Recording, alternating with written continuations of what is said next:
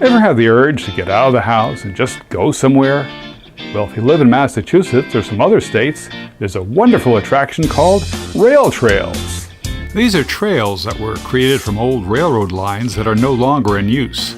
They were paved over, landscaped, and made accessible for a whole new generation of travelers.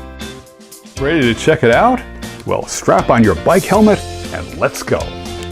This particular route is the Nashua River Rail Trail, a 12.5-mile trail that goes from southern New Hampshire to Ayer, Massachusetts. It follows a small portion of what used to be the Boston and Maine Railroad, going from Worcester, Massachusetts to Portland, Maine. One of the bridges in the town of Groton honors that historic past with a mural painted inside the underpass. And these old granite mileposts are the last remaining evidence of that railroad, telling you how far you had to travel to get from Worcester to Portland. This one says 113 miles. I don't think we're going to be able to do that distance today. You'd think that we were on the Trans-Amazon Highway or trail, the way this camera is rocking. It's really not that bumpy at all, but it sure seems like we're going across Central America, crossing the very primitive trails, the way everything seems to be rocking and rolling.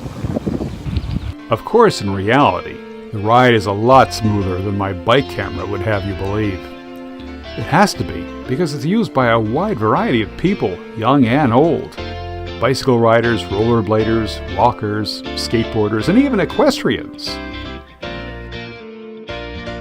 Along the way, there's beautiful scenery, going through meadows, farmlands, backyards, and even some lakes and ponds where you can enjoy the wildlife, like birds, ducks, geese, turtles, bullfrogs, and even an occasional beaver dam.